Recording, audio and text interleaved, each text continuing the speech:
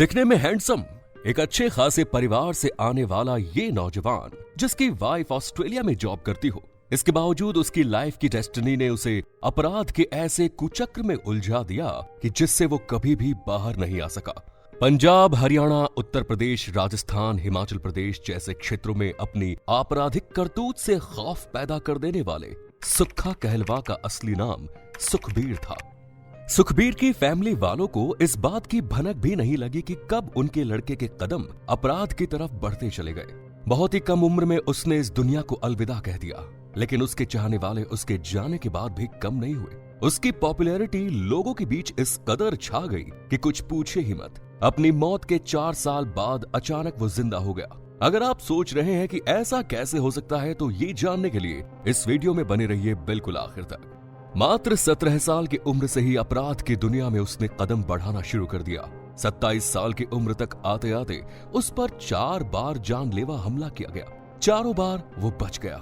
सुक्खा कहलवा ने social media को अपना हथियार बनाया। इसकी कहानी किसी फिल्मी स्टोरी से कम नहीं। इसे मारने वालों ने पुलिस की मौजूदगी में ही इसे गोलियों से भून दिया और मारने के बाद इसकी लाश के पास भंगड़ा किया था। सुक्खा कहलवा कभी विदेश जाकर बसने के सपने देखा करता था, लेकिन इसके परिवार में इसके माता पिता, भाई, बाकी सभी सदस्य फॉरेन में शिफ्ट हो गए, लेकिन ये अकेला ही यहीं भारत में रह गया। एक वक्त था जब वो बहुत ही सीधा साधा लड़का था, केवल अपने दम पर पैसा कमाने और अमीर बनने के सपने देखा करता था। लेकिन जब हालात बदले तो उसका खौफ कुछ ऐसा फैला कि पंजाब से लेकर पश्चिम बंगाल तक कोई भी उससे नजरें मिलाने की हिम्मत नहीं करता था। सुक्खा कहलवा की जुर्म की कहानी पंजाब से शुरू होकर पश्चिम बंगाल तक फैल गई थी। साल 2000 से लेकर 2015 तक सुक्खा कहलवा ने जुर्म की दुनिया में कुछ ऐसा नाम कमाया कि उसका डर लोगों की आंखों में तैरता था। उसकी पहचान एक शार्प शूटर के तौर पर हो गई थी। उसके खिलाफ हत्या, डकैती, गैंग वॉर जैसे कुल 60 मामले दर्ज थे। सुक्खा कहलवा का असली नाम सुखबीर सिंह था। ये पंजाब के कपूरथला जिले के कहलवा गांव में पैदा हुआ। अमेरिकन NRI सुदर्शन सिंह और हरजिंदर कौर के घर में इसका जन्म 21 जून साल 1987 को हुआ। उसे सुखबीर सिंह नाम उसके माता पिता ने ही दिया, लेकिन प्यार से उसे सुक्खा कहकर बुलाते थे। आगे चलकर उसने अपने नाम के पीछे गांव का नाम जोड़ दिया और इस तरह वो हो गया सुक्खा कहलवा। पंजाब में सुक्खा की फैमिली NRI फैमिली कहलाती थी, क्योंकि उसके परिवार में 2 चाचा अमेरिका में सेटल हो गए थे। इसका परिवार भी विदेश में जाकर रहना चाहता था, लेकिन वीजा मिलने में देरी हो रही थी। इसकी वजह से सुक्खा के पिता गांव में ही खेती बाड़ी का काम करते थे और सुक्खा अपने भाई के साथ गांव के स्कूल में पढ़ाई लिखाई किया करता था। काफी मशक्कत के बाद सुक्खा के पिता और उसकी माँ का वीजा बन गया, लेकिन सुक्खा और उसके भाई का वीजा नहीं बन पाया। इसके पीछे कारण था कि सुक्खा का पासपोर्ट भी तैयार नहीं हुआ था। सुक्खा का पासपोर्ट न बन पाने की वजह ये भी थी कि 15 साल की उम्र में गांव में वो एक झगड़े में उलझ गया था। गांव के 2 गुटों में झगड़ा हुआ और बात इतनी बढ़ गई थी कि थाने तक पहुंच गई। इस झगड़े में जो रिपोर्ट लिखी गई उसमें दूसरे लड़कों के साथ सुक्खा का भी नाम लिखवा दिया गया, जिसकी वजह से सुक्खा के पुलिस वेरिफिकेशन में अड़चन आ रही थी और इसी वजह से उसका पासपोर्ट भी नहीं बन पा रहा था। इसीलिए सुक्खा के माता पिता अपने दोनों बच्चों को यहीं छोड़कर अमेरिका चले गए। लेकिन झगड़े में सुक्खा का जो एक बार नाम आया, इस इंसिडेंट ने उसकी पूरी लाइफ ही बदल कर रख दी। एक मामूली से केस ने सुक्खा की लाइफ का डायरेक्शन ही मोड़ दिया। एक सीधा साधा लड़का अब गुनाहों के दलदल में उतर चुका था। सुक्खा कहलवा ने सोशल मीडिया का काफी अच्छे से इस्तेमाल किया। नए जमाने का होने के कारण उसे इसमें कोई दिक्कत नहीं महसूस हुई। उसने सोशल मीडिया पर एक्टिव रहना शुरू किया, खास तौर से फेसबुक पर। जब वो जेल में रहता था तब भी वो वहीं से फेसबुक पर अपना स्टेटस अपडेट करता रहता था। इसकी वजह से फेसबुक पर इसकी जबरदस्त फैन फॉलोइंग हो गई। खास तौर से जब भी वो बंदूक या पिस्टल के साथ अपनी फोटो फेसबुक पर अपलोड करता तो उसके एक पोस्ट पर हजारों और लाखों की संख्या में लाइक आ जाते थे। सुक्खा कहलवा को अपराध की दुनिया छोड़ देने के लिए एक मौका जरूर मिला था, जब उसकी जिंदगी में प्यार की बहार आई। जी हाँ, एक रिजॉर्ट के मालिक की बेटी के साथ उसका अफेयर हो गया। अपनी हैसियत को छोड़कर उस लड़की ने सुक्खा कहलवा का हाथ थामा। वो उससे प्रेम करती थी। उसे सुक्खा की सूरत के अलावा उसकी सीरत से भी प्रेम हो गया था। लड़की की फैमिली काफी हाई फाई थी। उसे सुक्खा कहलवा पसंद नहीं था और उन्होंने सुक्खा और उसकी गर्लफ्रेंड की शादी का भरपूर विरोध किया। लेकिन सुक्खा के दोस्तों ने दोनों प्रेमियों को मिलाने का काम किया और दोनों की कोर्ट मैरिज करा दी। फाइनली लड़की के परिवार वाले अपने बेटे के प्यार के आगे झुक गए और उन्होंने सुक्खा कहलवा को अपने दामाद के तौर पर एक्सेप्ट कर लिया। इसके बाद पूरे रीति रिवाज और विधि विधान के साथ इन दोनों की शादी हुई। सुक्खा कहलवा ने 11 जुलाई 2008 में अपने दोस्तों की मदद से उस लड़की से शादी कर ली। इसके बाद सुक्खा की पत्नी के परिवार वालों ने अपने दामाद यानी कि सुक्खा कहलवा का पासपोर्ट भी बनवा दिया और इसके साथ ही वो उसी के साथ हिंदुस्तान से ऑस्ट्रेलिया चला गया। वो लड़की ऑस्ट्रेलिया में किसी रेप्यूटेड कंपनी में ऊंची पोस्ट पर जॉब करती थी। सुक्खा कहलवा के पास कोई काम नहीं था, वो घर में ही रहा करता था। उस लड़की ने कई बार अपने पति से कहा कि तुम कोई काम धंधा कर लो, मगर इनका मन नहीं लगा। एक्चुअली सुक्खा कहलवा बीए पास भी नहीं था, बीए की पढ़ाई भी उसने बीच में ही छोड़ दी थी, इसीलिए उसे कोई बहुत अच्छी नौकरी या काम मिलने की उम्मीद नहीं थी। सोचा कि ऑटो चला लिया जाए, लेकिन उसमें भी इनका मन नहीं लगा। एक्चुअली एक रिपोर्ट के मुताबिक सुक्खा कहलवा ऑस्ट्रेलिया में टैक्सी चलाने लगा था। आगे चलकर उसके दिमाग में ये बात घर कर गई कि उसकी पत्नी का किसी और के साथ अफेयर है। दोनों के बीच टेंशन पहले से ही बहुत अधिक थी। इस बीच जब सुक्खा के दिमाग में ये फितूर चलने लगा तो उसने डिसीजन लिया कि वह ऑस्ट्रेलिया छोड़कर वापस इंडिया आएगा। इसके बाद सुक्खा कहलवा अपनी बीवी को ऑस्ट्रेलिया में छोड़कर वापस इंडिया आ गया। अपने गांव कहलवा आने के बाद एक बार फिर वो अपने उन दोस्तों की संगत में आ गया जो पहले से ही आपराधिक प्रवृत्ति के थे।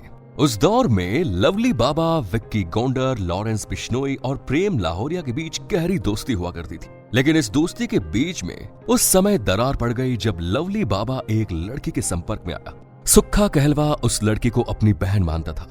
लवली बाबा उसी लड़की को धोखा दे रहा था। ये बात जब सुक्खा कहलवा को पता लगी तो लवली बाबा और सुक्खा कहलवा के बीच की दोस्ती दुश्मनी में बदल गई और ये दुश्मनी बड़ी ही जल्दी जानी दुश्मनी में बदल गई। सुक्खा कहलवा ने मन ही मन लवली बाबा को सबक सिखाने का डिसीजन ले लिया था। लवली बाबा भी शांत नहीं बैठा था, वो भी सुक्खा कहलवा को ठिकाने लगाने की प्लानिंग बनाता रहता था। लेकिन फाइनली सुक्खा कहलवा को मौका मिल गया।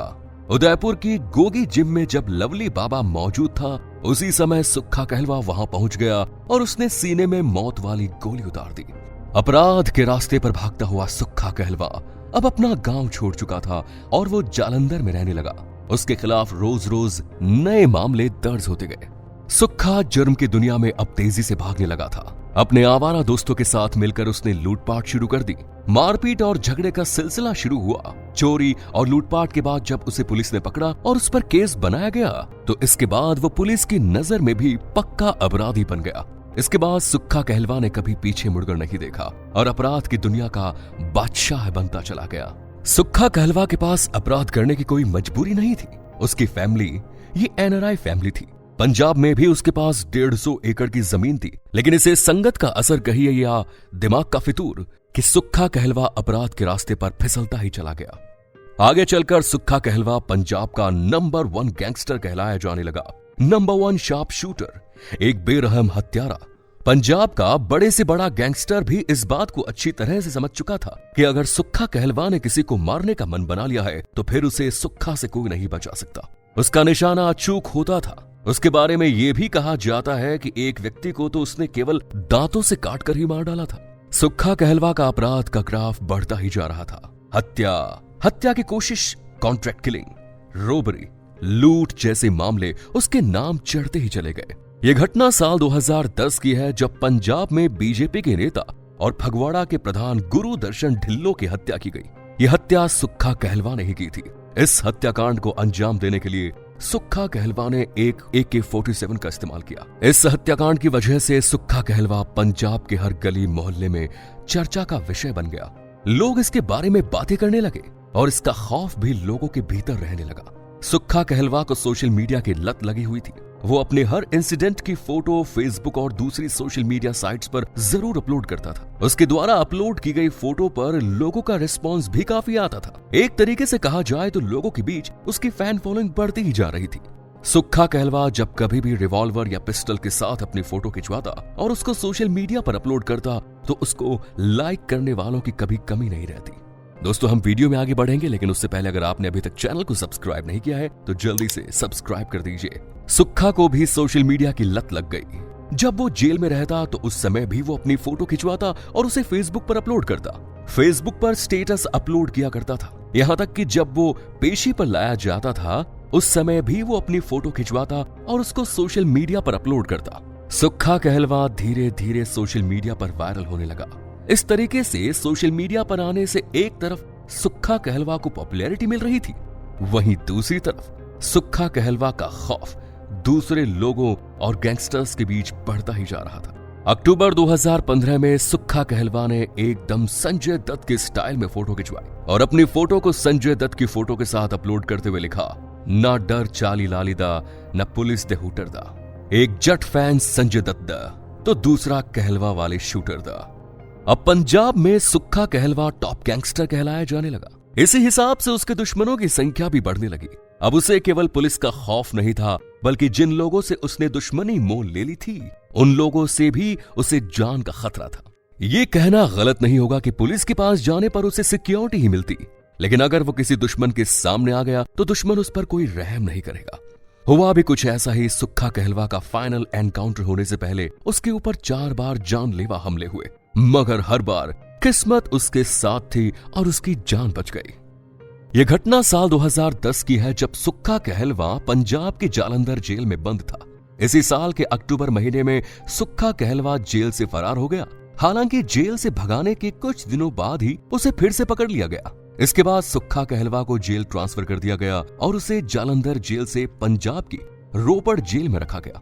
लेकिन सुक्खा कहलवा पंजाब की रोपड़ जेल में रहते हुए उसकी सलाखों को तोड़ने में कामयाब हो गया और साल 2012 में वो इस जेल से भी भाग गया।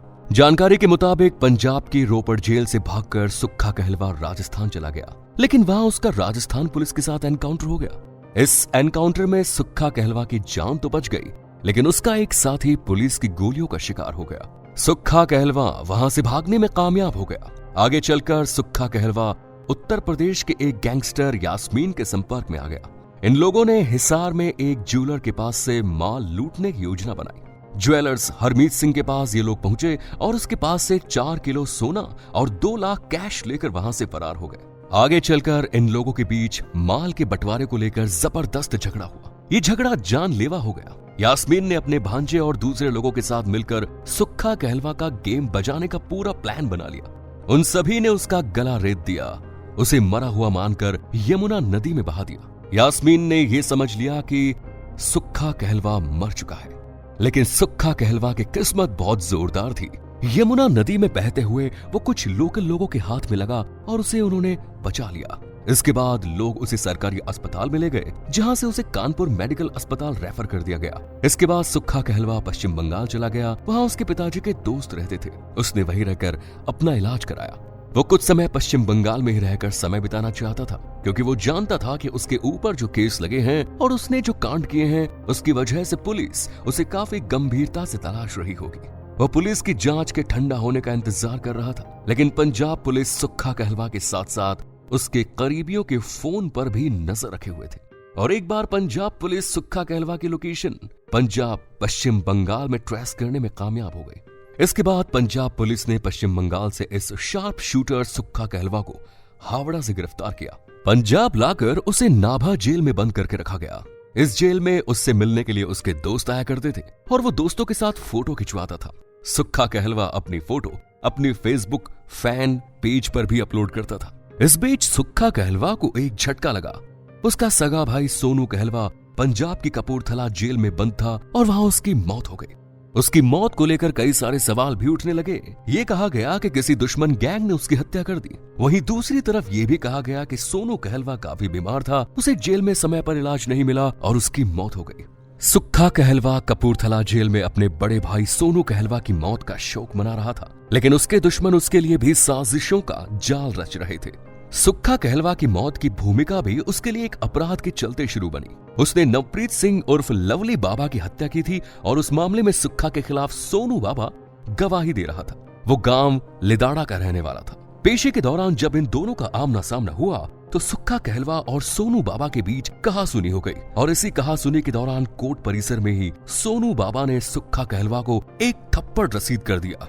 सुक्खा कहलवा उस समय तो चुप हो गया, लेकिन उसने इतना जरूर कहा कि जेल से छूटने के बाद सोनू बाबा तेरा गेम ओवर हो जाएगा। ये धमकी सोनू बाबा के दिल दिमाग पर असर कर गई। वो अच्छी तरह से जानता था कि अगर सुक्खा कहलवा ने किसी को मारने का मन बनाया है तो यमदूत उसे लेने के लिए जरूर आएंगे। इसीलिए उसने सुक्खा कहलवा को जान से मारवाने के लिए 5 लाख रुपए की सुपारी दी। ये सुपारी उसने हरजिंदर सिंह यानी विक्की गोंडर को दी। आपको पता है लवली बाबा और विक्की गोंडर कभी एक दूसरे के जिगरी हुआ करते थे। लवली बाबा की मौत के बाद विक्की गोंडर ने भी उसकी मौत का बदला लेने की कसमें खाई।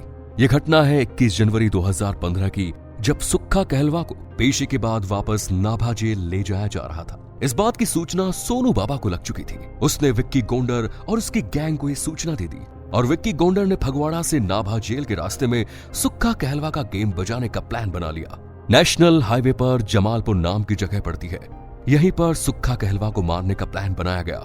इस घटना को अंजाम देने के लिए 2 दिन पहले ही 2 फॉर्च्यूनर गाड़ियों को लूटा गया और उत्तर प्रदेश से हथियारों का इंतजाम किया गया। सुक्खा कहलवा पुलिस की खुली जीप में जा रहा था। उसके साथ पुलिस के सुरक्षाकर्मी मौजूद थे। अचानक 2 फॉर्च्यूनर गाड़ी आई और उन्होंने पुलिस की जीप को रोक दिया।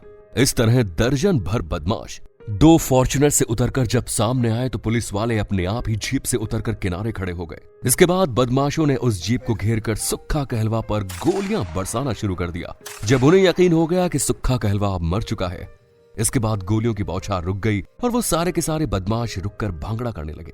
इसके बाद बड़े आराम से वो वहां से चले गए।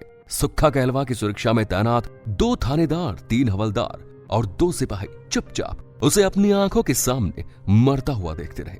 बदमाशों ने बाकायदा भांगड़ा डांस का वीडियो भी बनाया और जाते जाते ये ऐलान कर दिया कि हत्या मलोट के विक्की गोंडर ने की है। जब सुक्खा कहलवा की बॉडी का पीएम हुआ तो उसके शरीर से 100 बुलेट निकाली गई। आगे चलकर इस हत्याकांड में पुलिस वालों की इन्वॉल्वमेंट की भी बात सामने आई। तो इस तरह सुक्खा कहलवा की जिंदगी का दी एंड हुआ। लेकिन अपनी मौत के लगभग 4 साल बाद 2020 की शुरुआती दिनों में एक बार फिर सोशल मीडिया पर सुक्खा कहलवा के फेसबुक पेज ने हलचल मचा दी। उसके फैंस ने जब सुक्खा के पेज पर जब अपडेट देखी तो ये बात सामने आई कि सुक्खा कहलवा मारा नहीं गया बल्कि जिंदा है। जब इस बात की हकीकत की जांच की गई तो पता चला कि सुक्खा कहलवा की जिंदगी पर एक फिल्म बन चुकी है जिसका नाम है शूटर और इस फिल्म की रिलीज डेट भी डिसाइड हो गई थी। लेकिन इस फिल्म को सरकार के द्वारा बैन कर दिया गया था। सरकार के द्वारा यह लॉजिक दिया गया था कि इस फिल्म के जरिए गन कल्चर और गैंगस्टर को ग्लोरीफाई करने की कोशिश की गई है। वैसे आप इस बारे में क्या कहते हैं हमें कमेंट्स में जरूर बताएं।